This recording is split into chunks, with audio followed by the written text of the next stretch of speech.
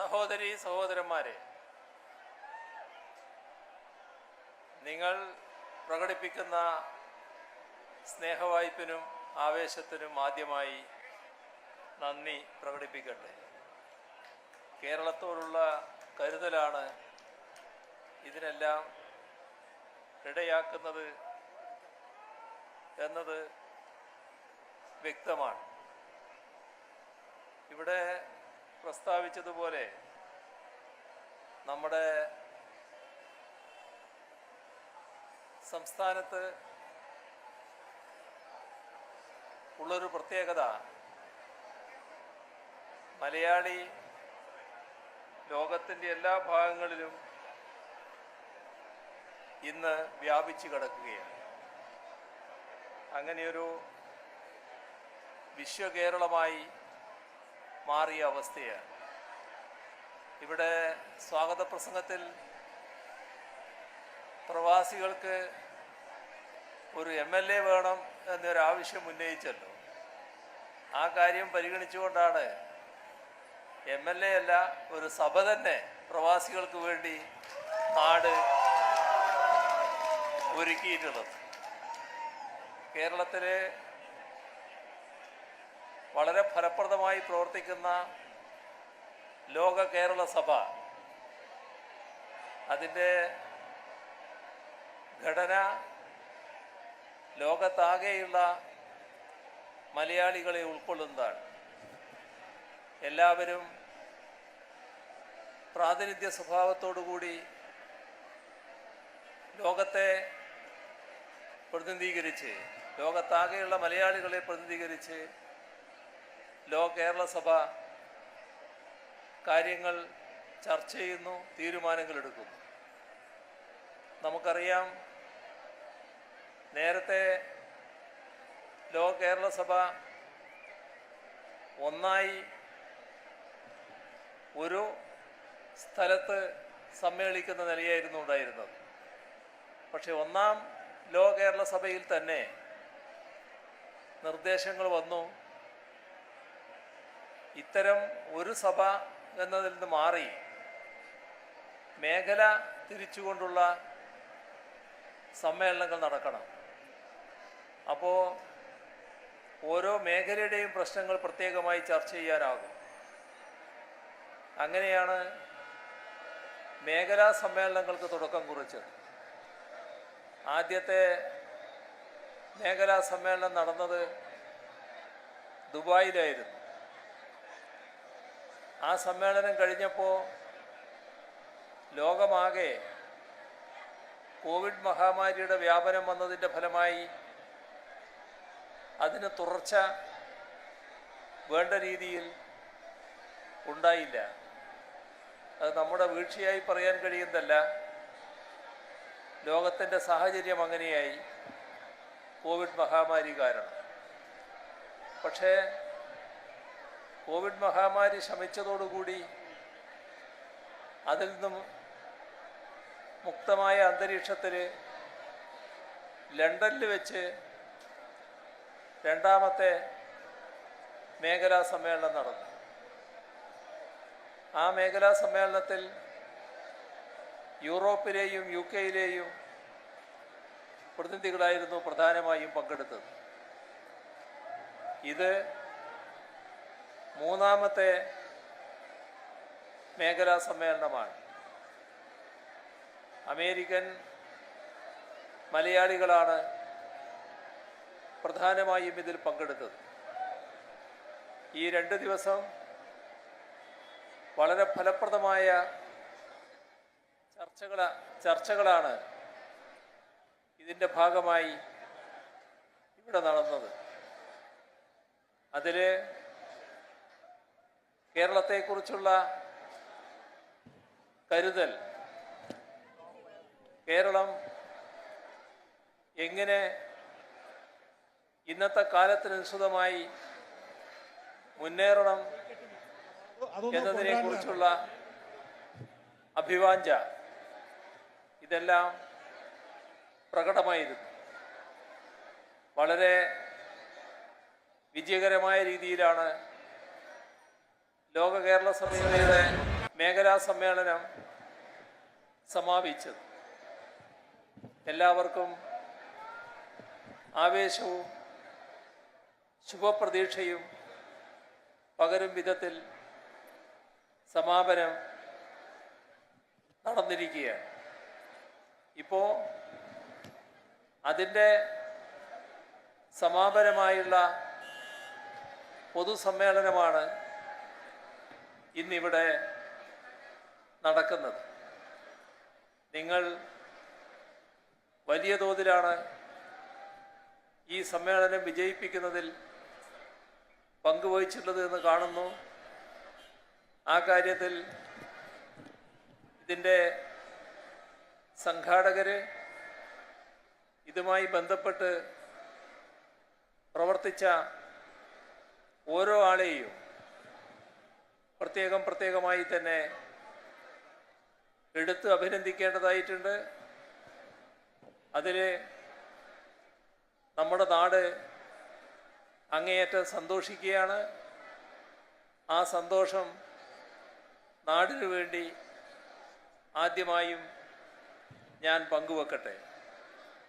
നിങ്ങൾ ഈ രീതിയിൽ ഈ മേഖലാ സമ്മേളനം വിജയിപ്പിച്ചതിന് കൃതജ്ഞത ആദ്യമേ തന്നെ രേഖപ്പെടുത്തുന്നു.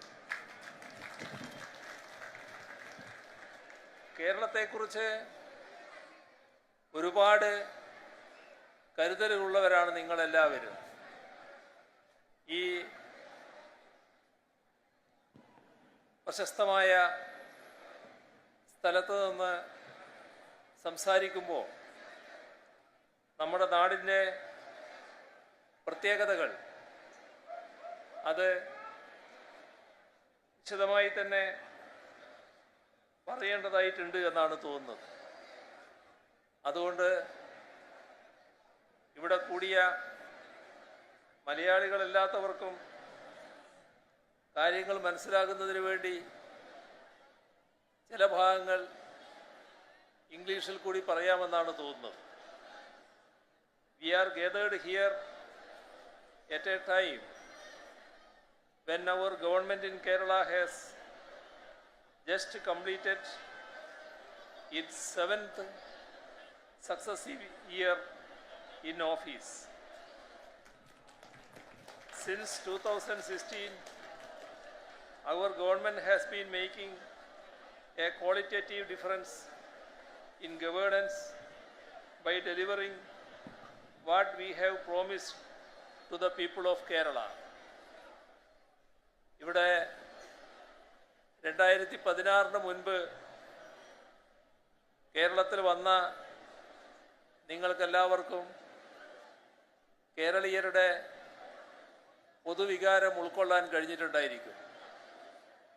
അന്ന് പൊതുവെ നമ്മുടെ നാട്ടിൽ ഒരു വല്ലാത്ത നിരാശയാണ് ഉണ്ടായിരുന്നത്. ആ നിരാശ ഇവിടെ ഒന്നും നടക്കില്ല. നേരത്തെ ബഹുമാന്യനായ അധ്യക്ഷൻ നാഷണൽ ഹൈവേയുടെ കാര്യം പറഞ്ഞല്ലോ. നാഷണൽ ഹൈവേയുടെ വികസനം നടക്കാത്ത ഏക സംസ്ഥാനം അന്ന് കേരളമായിരുന്നു. അപ്പോൾ നമ്മുടെ നാട്ടുകാർ ഇതൊന്നും ഇവിടെ നടക്കാൻ പോകുന്നില്ല എന്ന് തന്നെയാണ് കണക്കാക്കിയത്. ആ 2016 ആകുമ്പോഴേക്ക് നാഷണൽ ഹൈവേ വികസനത്തിന് വേണ്ടി നാഷണൽ ഹൈവേ അതോറിറ്റി കേരളത്തിൽ വന്ന് തുടങ്ങിയ ഓഫീസ് പൂട്ടി അവർ സ്ഥലം വിട്ടിരുന്നു.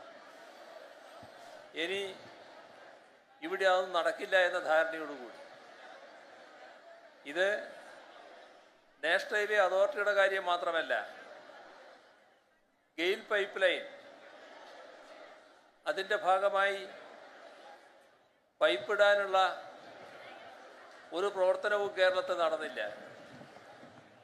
പൈപ്പ് ഇടണമെങ്കിൽ സ്ഥലമെടുത്തു കൊടുക്കണം.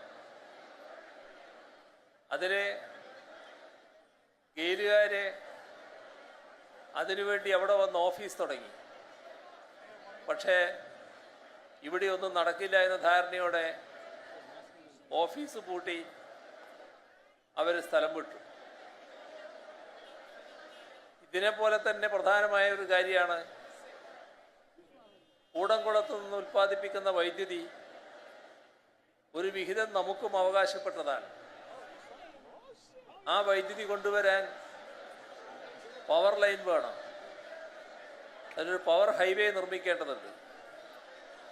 അതിനുവേണ്ടി പവർ ഗ്രിഡ് കോർപ്പറേഷൻ കേരളത്തിൽ വന്നു. പക്ഷേ പവർ ഗ്രിഡ് കോർപ്പറേഷനും ഓഫീസ് പൂട്ടി സ്ഥലം വിടേണ്ടി വന്നു. ഇപ്പോൾ 2016 ശേഷം നമ്മുടെ നാട്ടിൽ ഈ നടക്കില്ല എന്ന് കണ്ട കാര്യങ്ങളെല്ലാം നടപ്പാക്കാൻ നമുക്ക് കഴിഞ്ഞു എന്നതൊരു വസ്തുതയാണ്.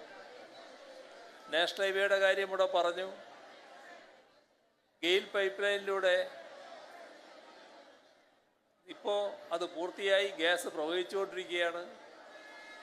അതേപോലെ തന്നെ എടമൺ കൊച്ചി പവർ ഹൈവേയിലൂടെ വൈദ്യുതിയും പ്രവഹിക്കുകയാണ്. അപ്പോൾ 2016 ഒരു വല്ലാത്ത നിരാശയാണ് ആളുകൾക്ക് ഉണ്ടായിരുന്നെങ്കിൽ ഇന്ന് കേരളത്തിൽ പ്രത്യാശയും പ്രതീക്ഷയും വന്നിരിക്കുന്നു. ഒന്നും നടക്കില്ല എന്ന ധാരണ മാറി ഇവിടെ കേരളത്തിൽ ചിലത് നടക്കും എന്ന ചിന്ത ജനങ്ങളിൽ ഉണ്ടായിരിക്കുകയാണ്. നാം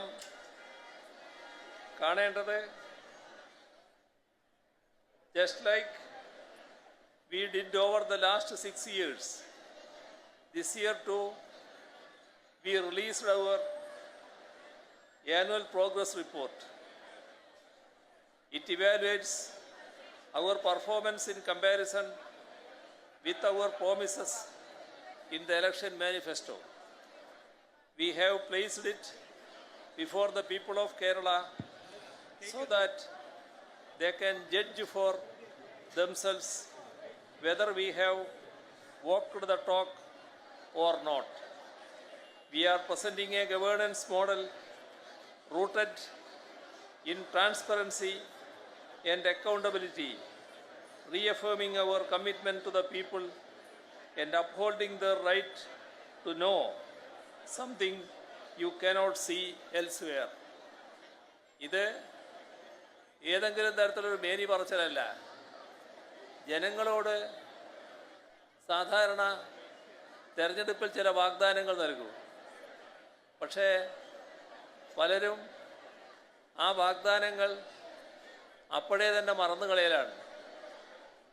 രാജ്യത്ത് ഒരു പ്രധാന കക്ഷിയുടെ പ്രധാന നേതാവിനോട് തെരഞ്ഞെടുപ്പ് മാനിഫെസ്റ്റോയിൽ ഇങ്ങനെ പറഞ്ഞിട്ടുണ്ടല്ലോ, എന്താണ് നടപ്പാക്കുന്നതെന്ന് ചോദിച്ചപ്പോൾ അത് തെരഞ്ഞെടുപ്പ് പ്രചരണത്തിന് വേണ്ടി പറഞ്ഞ കാര്യമല്ലേ എന്നായിരുന്നു തിരിച്ചു മറുപടി. അതായത് നടപ്പാക്കാനുള്ളതല്ല എന്നർത്ഥം. എന്നാൽ ആ ഒരു രീതിയല്ല കേരളത്തിൽ സ്വീകരിക്കുന്നത്. എന്താണോ പറയുന്നത് അത് നടപ്പാക്കുക. അതാണ് കേരളത്തിൽ നാം ചെയ്തിട്ടുള്ളത്. 2016 ജനങ്ങളുടെ മുന്നിൽ 600 വാഗ്ദാനങ്ങളായിരുന്നു നൽകിയത്. ആ വാഗ്ദാനങ്ങൾ നടപ്പാക്കുന്ന കാര്യം ജനങ്ങൾക്ക് പരിശോധിക്കാനുള്ള അവസരമൊരുക്കി. അതിൻ്റെ ഭാഗമായി ഒരു പ്രോഗ്രസ് റിപ്പോർട്ട് ഓരോ വർഷത്തിലും ഗവൺമെൻറ് ഇറക്കി. ആ പ്രോഗ്രസ് റിപ്പോർട്ടിൽ മാനിഫെസ്റ്റോവിൽ പറഞ്ഞ കാര്യങ്ങൾ എത്ര കണ്ട് നടപ്പാക്കി എന്താണ് വിശദമാക്കിയത്. അങ്ങനെ 5ാമത്തെ വർഷമായപ്പോൾ പ്രോഗ്രസ് റിപ്പോർട്ട് ജനങ്ങളുടെ മുന്നിൽ വെച്ചപ്പോൾ 600ൽ 580 വാഗ്ദാനങ്ങളും പൂർണ്ണമായി നടപ്പാക്കി എന്നാണ് കണ്ടത്. അതാണ് ജനങ്ങൾ സംസ്ഥാന സർക്കാരിനോടൊപ്പം നിന്നുകൊണ്ട് കേരളത്തിൻ്റെ ചരിത്രം തിരുത്തി നിങ്ങൾ തന്നെ അടുത്ത തവണയും ഭരിക്കുമെന്ന് പറഞ്ഞുകൊണ്ട് 99 സീറ്റിലേക്ക് LDFിൻ്റെ സീറ്റ് വർദ്ധിപ്പിച്ച് ഭരണഭാരം LDFിനെ ഏൽപ്പിക്കുന്നതിനിടയാക്കിയത്. ഈ പറഞ്ഞ 600 580 എണ്ണം നടപ്പാക്കുക മാത്രമല്ല, ആ കാലയളവിൽ വന്നിട്ടുള്ള പ്രശ്നങ്ങൾ അത് പരിഹരിക്കുന്നതിന് ചെയ്യേണ്ടത് എന്താണോ അതോടൊപ്പം പുതിയ പ്രശ്നങ്ങൾ ഉയർന്നു വരുമ്പോൾ അവ ഏറ്റെടുത്ത് നടപ്പാക്കൽ, ഇതെല്ലാം ആ ഘട്ടത്തിൽ നടന്നിട്ടുണ്ട്. നമ്മുടെ നാട് ഈ പറഞ്ഞ കാലയളവിൽ നേരിടേണ്ടി വന്ന വലിയ ദുരന്തങ്ങൾ, 2018 മഹാപ്രളയം, 2019 അതിരൂക്ഷമായ കാലവർഷക്കെടുതി, ഇതിലെല്ലാം കേരളം തകർന്നടിഞ്ഞു പോകും എന്ന മട്ടിലുള്ള പ്രതീതിയാണ് സൃഷ്ടിക്കപ്പെട്ടത്. നമ്മൾ മാത്രമല്ല, അതായത് ലോകത്താകെയുള്ള മലയാളികൾ മാത്രമല്ല, കേരളത്തെ നെഞ്ചേറ്റിയ ഒട്ടേറെ രാഷ്ട്രങ്ങളുണ്ട്. അവരെല്ലാം ഈ പ്രതിസന്ധി എങ്ങനെ മറികടക്കും എന്ന് ചിന്തിക്കുന്ന നിലയുണ്ടായി. കാരണം അത്ര വലിയ ദുരന്തമാണ് നമുക്ക് നേരിടേണ്ടി വന്നത്, നാടിനെ തകർത്തെറിയുന്ന അവസ്ഥ. പക്ഷേ നാം ആ ഘട്ടത്തിൽ കരഞ്ഞിരിക്കാനല്ല തയ്യാറായത്. കാരണം നമുക്ക് അതിജീവിച്ചേ മതിയാകുമായിരുന്നുള്ളൂ, നമ്മുടെ നാടിനെ മുന്നോട്ട് നയിച്ചേ മതിയാകുമായിരുന്നുള്ളൂ. ആ കാര്യത്തിൽ നിങ്ങളടക്കം ലോകത്താകെയുള്ള മലയാളികളും കേരളത്തിൽ ജീവിക്കുന്നവരുമെല്ലാം ഒരേ മനസ്സോടെ നമ്മുടെ അതിജീവനത്തിനായി അണിനിരന്നു എന്നാണ് നമുക്ക് കാണാൻ കഴിയുന്നത്. അങ്ങനെയാണ് ഒരു തരത്തിലും നാടിനെ പുറകോട്ടടിപ്പിക്കാതെ, ഇവിടെ തകർന്നടിഞ്ഞു പോകുമെന്ന് കരുതിയിരുന്ന നാടിനെ ശരിയായ രീതിയിലുള്ള വികസനത്തിലേക്ക് നയിക്കാൻ കഴിഞ്ഞത്.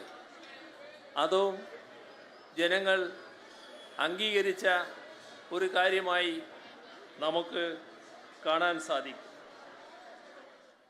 Let me also inform this August gathering that Kerala has become India's first fully e-governed state on 25th May. It is a historic milestone in the internationally acclaimed Kerala model of development and social progress. Through e-governance, we are championing transparency, efficiency, and inclusivity. We are harnessing technology to ensure seamless access to diverse public services, of which more than 900 are now available online. ഇത് നമ്മുടെ രാജ്യത്ത് കേരളം ഇതിനകം തന്നെ ഒരു സ്ഥാനം നേടിയെടുത്തിട്ടുണ്ട്. അത് അഴിമതി ഏറ്റവും കുറഞ്ഞ സംസ്ഥാനമെന്ന സ്ഥാനമാണ്. പക്ഷേ നമുക്ക് വേണ്ടത് അഴിമതി തീരെയില്ലാത്ത സംസ്ഥാനമെന്ന പേരാണ്. അതിലേക്കാണ് നാം ശ്രമിച്ചുകൊണ്ടിരിക്കുന്നത്. അതിന് ഏറ്റവും സഹായകരമായ ഒന്നായിരിക്കും ഈ ഗവേണൻസ് എന്നാണ് സർക്കാർ കാണുന്നത്. അതോടൊപ്പം തന്നെ ഭരണം സാധാരണ ജനങ്ങൾക്ക് കൃത്യമായ രീതിയിൽ പ്രാപ്യമാവണം. അതിന് മറ്റ് തടസ്സങ്ങളോ നൂലാമാലകളോ ഉണ്ടാകരുത്. വേഗത്തിൽ ഫയലുകൾ നീങ്ങുന്ന അവസ്ഥ വേണം. അതിനും ഈ ഗവേണൻസ് സഹായിക്കും. അതിൻ്റെ ഭാഗമായി നല്ല രീതിയിലുള്ള ഭരണ നടപടികൾ നടപ്പാക്കാനാകുമെന്നാണ് പ്രതീക്ഷിക്കുന്നത്. അത് ഇപ്പോൾ തന്നെ നല്ല രീതിയിൽ ആരംഭിച്ചിട്ടുണ്ട്. പൂർണ്ണമായും ഈ ഗവേണൻസ് എന്ന തലത്തിലേക്ക് നീങ്ങുന്നതിനാണ് നടപടികൾ എടുത്തിട്ടുള്ളത്. This is not something that we achieved overnight. During our previous tenure itself, we had declared access to internet as a right of our citizens. To ensure that such a right was accessible to all, we went ahead with the introduction of the Kerala Fiber Optic Network, KFON, which provides broadband connectivity to all our houses and public offices. We even set up 2,000 free Wi-Fi hotspots at public spaces, including government offices. 2,000 more are in the pipeline. ഇത് മറ്റൊരു പ്രത്യേകതയാണ്. നമ്മുടെ ഇന്നത്തെ കാലത്ത് പലയിടങ്ങളിലും internet നിരോധിക്കുന്ന അവസ്ഥയാണ്. എന്നാൽ നമ്മുടെ നാട് ഇൻ്റർനെറ്റ് പൗരൻ്റെ അവകാശമായി പ്രഖ്യാപിച്ചിരിക്കുകയാണ്. അത്തരമൊരു പ്രഖ്യാപനത്തോടൊപ്പം ആ ഇൻ്റർനെറ്റ് എല്ലാവർക്കും ലഭ്യമാക്കുന്ന നടപടികൾ വേണം. അതിനാണ് സംസ്ഥാനത്തിൻ്റേതായ സ്വന്തമായ ഒരു നെറ്റ്വർക്ക് KFON എന്ന നിലയിൽ ആരംഭിക്കുന്നത് നിശ്ചയിച്ചത്. അതിൻ്റെ ഉദ്ഘാടനം അടുത്ത ദിവസം നടന്നു കഴിഞ്ഞു. നമ്മുടെ രാജ്യത്ത് കേരളത്തിന് മാത്രമാണ് ഇത്തരത്തിൽ സ്വന്തമായ ഒരു ഇൻ്റർനെറ്റ് സംവിധാനമുള്ളത്. അതും നല്ല രീതിയിൽ ആളുകൾക്ക് ഉപകാരപ്രദമാവുകയാണ്. നാം നമ്മുടെ നാടിൻ്റെ വികസനത്തിൽ കാണുന്ന ഒരു കാര്യം സർവതലസ്പർശിയായ വികസനമാണ്. ഏതെങ്കിലും ഒരു പ്രദേശത്തുള്ളവർക്ക് മാത്രം വികസനത്തിൻ്റെ സ്വാദനുഭവിക്കാൻ കഴിയലല്ല, എല്ലാ പ്രദേശങ്ങളിലുമുള്ളവർക്ക്. ഇതിൻ്റെ ഭാഗമായി നമ്മുടെ സാധാരണഗതിയിൽ ഇത്തരം കണക്ഷനുകൾ കിട്ടാൻ പ്രയാസമുള്ള മലയോരങ്ങളിലടക്കം ഇൻ്റർനെറ്റ് കണക്ഷൻ ലഭ്യമാകുന്ന അവസ്ഥ വരികയാണ്. വ്യാപകമായി ഈ കണക്ഷൻ വീടുകളിലും ഓഫീസുകളിലും പൊതുസ്ഥലങ്ങളിലുമെല്ലാം സ്ഥാപിക്കുന്നതിനുള്ള നടപടികളാണ് നീങ്ങിക്കൊണ്ടിരിക്കുന്നത്. We have made giant strides in every sector over the last 6 years. We have built homes for 3.5 lakh families, given title deeds to 3 lakh people, issued priority ration cards to 3.5 lakh families, and are the only state in the country that has a program to eradicate extreme poverty, even though only 0.7% of Keralites experience multi-dimensional poverty according to the Niti Aayog. I got a boy and a girl. ഇത് മറ്റൊരു പ്രത്യേകതയാണ്. നേരത്തെ ഞാൻ പറഞ്ഞ നമ്മുടെ സംസ്ഥാനത്തിൻ്റെ വികസനം സർവതലസ്പർശിയായ വികസനം എന്നുള്ളത് മാത്രമല്ല, സാമൂഹ്യ നീതി അധിഷ്ഠിതമായ വികസനം എന്നുകൂടി കാണുന്നുണ്ട്. അതായത് എല്ലാ വിഭാഗം ആളുകൾക്കും വികസന സ്വാദ് അനുഭവിക്കാനാവണം. ഇപ്പോൾ നമ്മുടെ നാടിൻ്റെ ഭാഗമായി തന്നെ ധാരാളം പേര് സ്വന്തമായി വീടില്ലാത്തവരുണ്ട്. അങ്ങനെ പറഞ്ഞാൽ മാത്രം പോരാ, ഒരു വീട്, സ്വന്തം വീട് എന്നത് ഒരു സ്വപ്നമായി കൊണ്ടു നടന്ന് ആ സ്വപ്നത്തോടെ മണ്ണടിഞ്ഞു പോയ എത്രയോ ആളുകളുണ്ട്. അതിനെക്കുറിച്ചാണ് സർക്കാർ ആലോചിച്ചത്. അത്തരം ആളുകൾക്കെല്ലാം സ്വന്തം വീട് നൽകുക.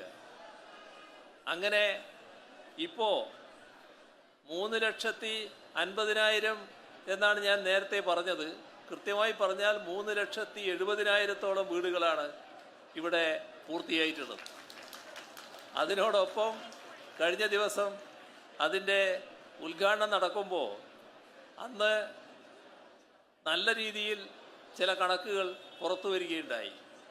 അത് സംസ്ഥാനത്ത് പുതുതായി വീട് നിർമ്മിക്കാൻ തയ്യാറായിട്ടുള്ള 40,000 പേരുടെ എഗ്രിമെൻ്റ് ഒപ്പുവെച്ച കണക്കുകളാണ്.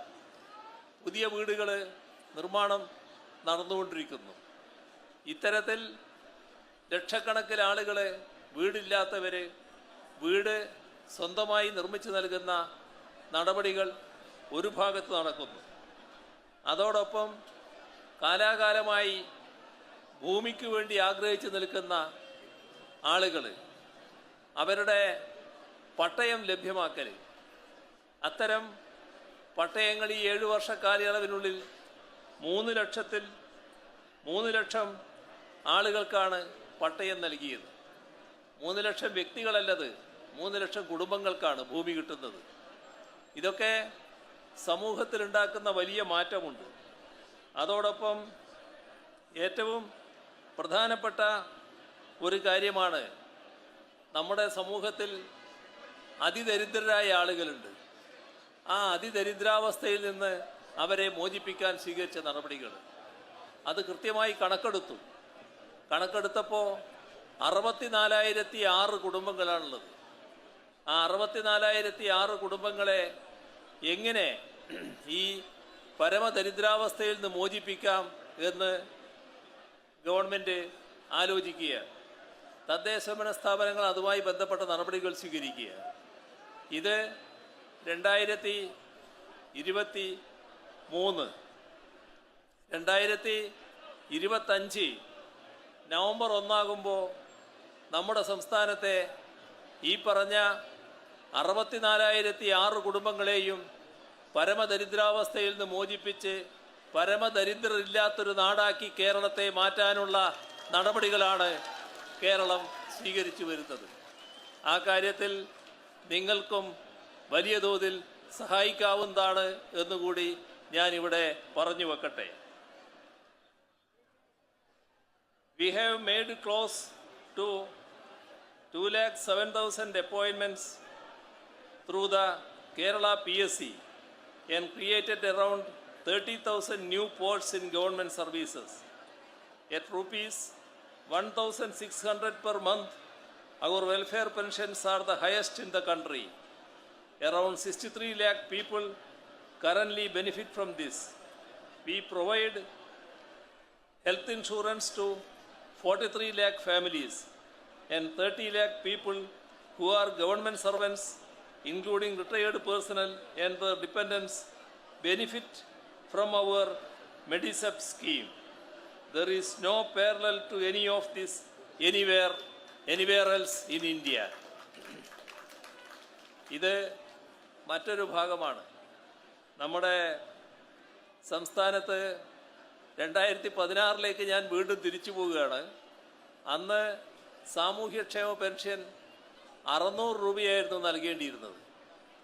എന്നാൽ 2 വർഷം വരെ പെൻഷൻ കുടിശ്ശികയായി കിടക്കുന്നവരുണ്ടായിരുന്നു. ആ പാവങ്ങൾക്ക് ആ പെൻഷൻ കിട്ടുന്ന നിലയുണ്ടായില്ല, കിട്ടാതെ മരണപ്പെടുന്ന പലരും ഉണ്ടായി.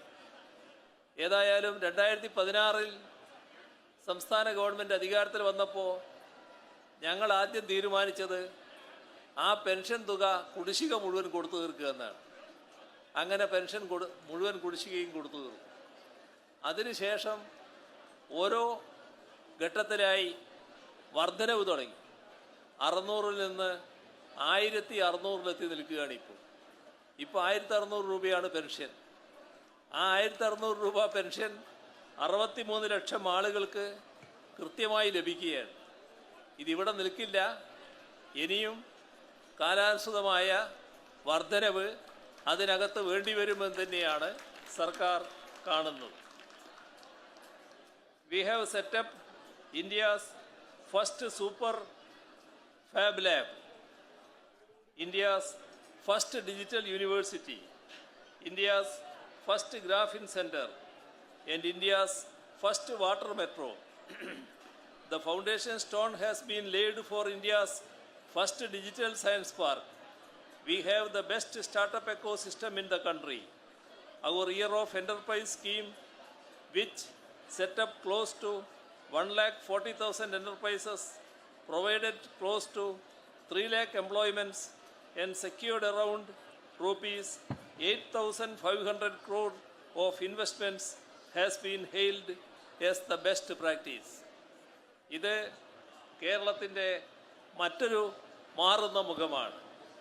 IT മേഖല എങ്ങനെ വികാസം പ്രാപിക്കുന്നു എന്നതാണ് ഇതിലൂടെ നമുക്ക് കാണാൻ കഴിയുന്നത്. ഇവിടെ സ്റ്റാർട്ടപ്പ് മിഷൻ്റെ ഏറ്റവും പ്രധാനപ്പെട്ട കേന്ദ്രമായി കേരളം നിലനിൽക്കുകയാണ്. അതോടൊപ്പം തന്നെ ഇന്ത്യയുടെ ഒന്നാമത്തെ സൂപ്പർ ഫാബ് ലാബ് നമ്മുടെ കേരളത്തിലാണ് സ്ഥാപിക്കാൻ നമുക്ക് കഴിഞ്ഞത്. ഇവിടെ കഴിഞ്ഞ ദിവസം കുറച്ച് നാൾ മുൻപാണ് പ്രധാനമന്ത്രി വന്ന് നമ്മുടെ ഡിജിറ്റൽ സയൻസ് പാർക്കിൻ്റെ നിർമ്മാണ പ്രവർത്തനവും വാട്ടർ മെട്രോയുടെ ഉദ്ഘാടനവും നടത്തിയത്. വാട്ടർ മെട്രോ എന്നത് ഇന്ത്യയിലെ ആദ്യത്തെ ഒരു സംരംഭമാണ്. സംസ്ഥാന ഗവൺമെൻറ് നടപ്പാക്കിയൊരു പദ്ധതിയാണ്. നമ്മുടെ ഇന്ത്യയിലെ 40ഓളം നഗരങ്ങൾക്ക് മാതൃകയാകുന്നൊരു പദ്ധതിയായിട്ടാണത് മാറാൻ പോകുന്നത്. അതോടൊപ്പം തന്നെ ഡിജിറ്റൽ സയൻസ് പാർക്ക്, നേരത്തെ പറഞ്ഞു ഡിജിറ്റൽ യൂണിവേഴ്സിറ്റി രാജ്യത്ത് ആദ്യത്തേതാണ് എന്ന്. അതേപോലെ തന്നെ ഡിജിറ്റൽ സയൻസ് പാർക്കും ആദ്യത്തേതാണ്. അതെല്ലാം നിർമ്മാണോദ്ഘാടനം നിർവഹിച്ചുകൊണ്ട് കേരളത്തെ വലിയ തോതിൽ പ്രശംസിച്ചുകൊണ്ടാണ് ഇന്ത്യൻ പ്രധാനമന്ത്രി തന്നെ അന്ന് സംസാരിച്ചത്.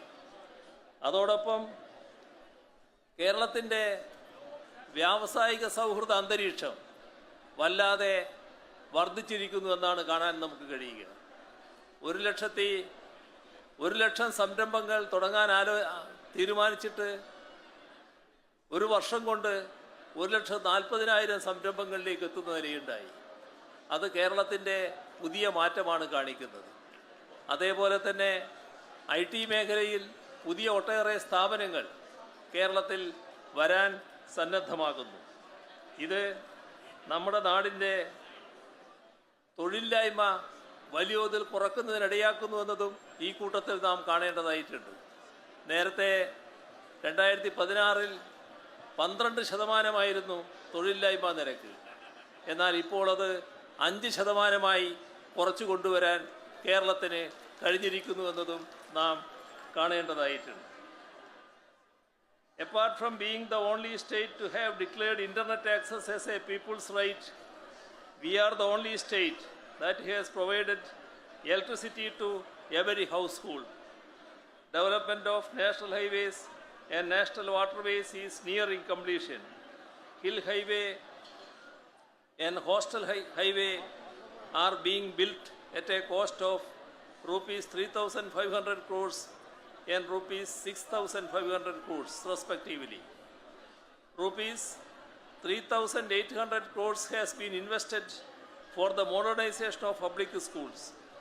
Rupees 19,000 crores has been invested in the public health system. ഇത് കേരളത്തിൻ്റെ മാറുന്ന മറ്റൊരു മുഖമാണ്.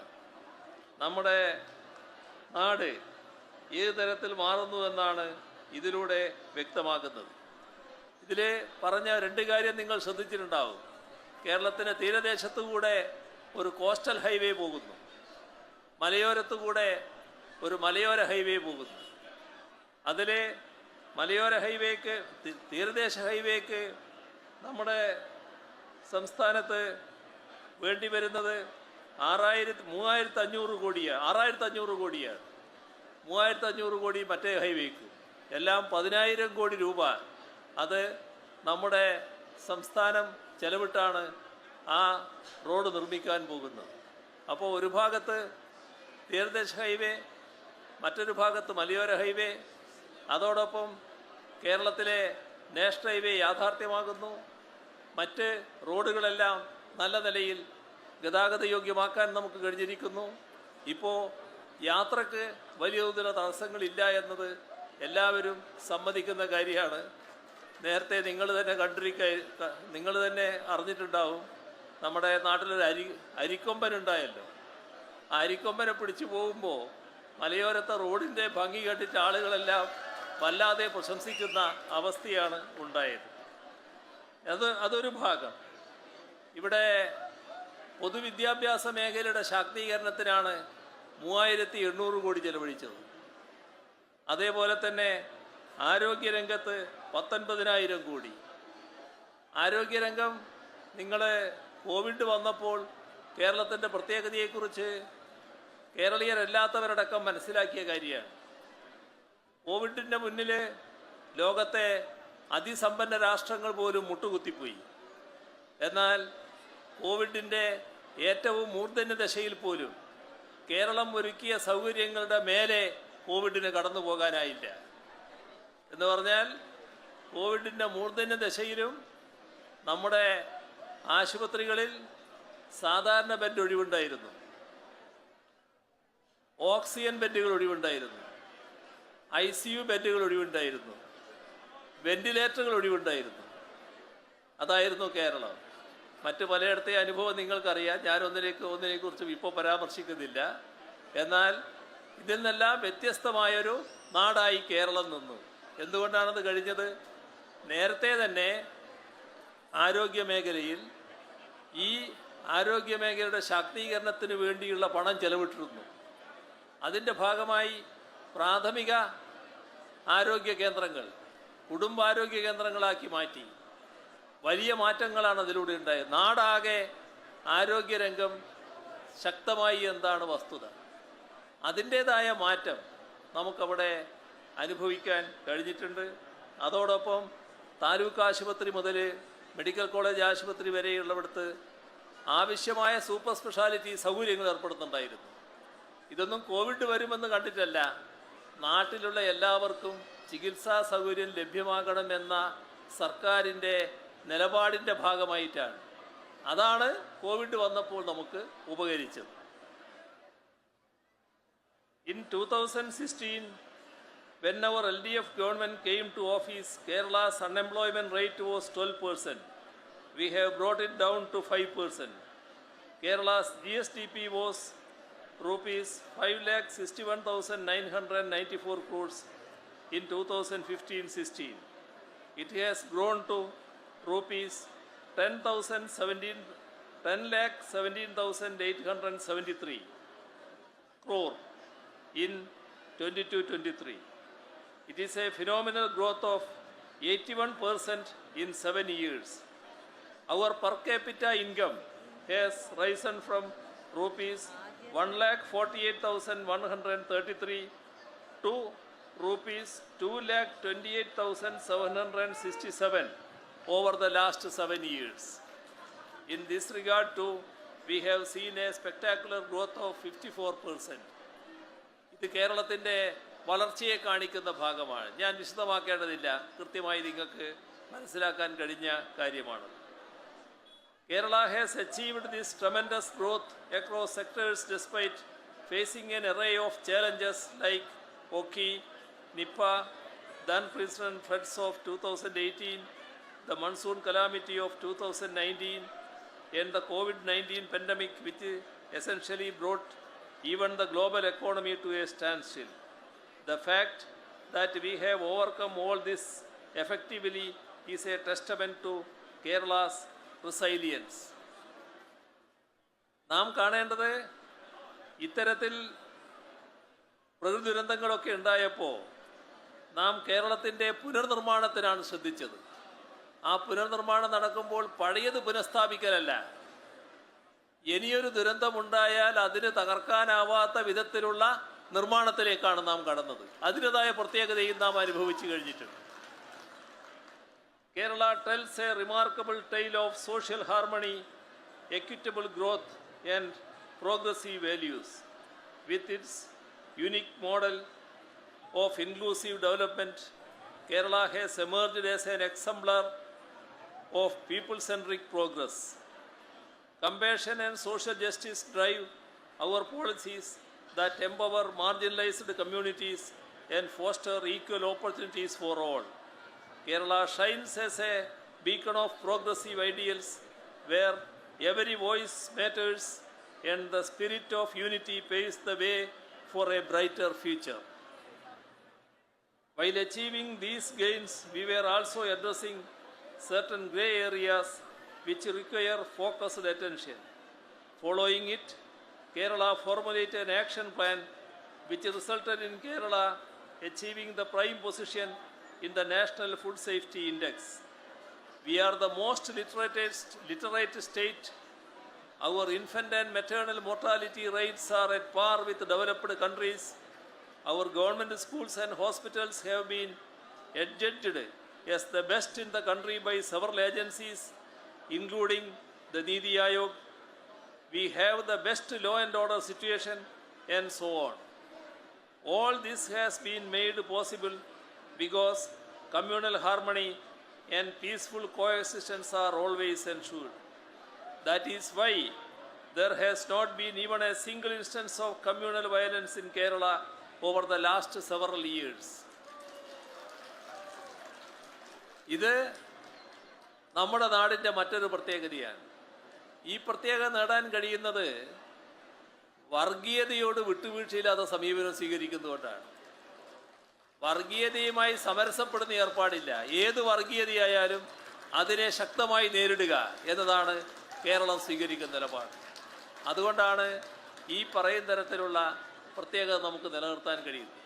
മതനിരപേക്ഷതയുടെ വിളനിലമായി കേരളം മാറി നിൽക്കുന്നത് അതുകൊണ്ട് തന്നെയാണ്. In short, Kerala stands apart in every respect. Here is a Kerala of which every Malayali, no matter where he or she is, can rightly be proud of. I take this opportunity to request all of you to continue to cooperate with us in the times to come too, making our land more and more prosperous. Thank you.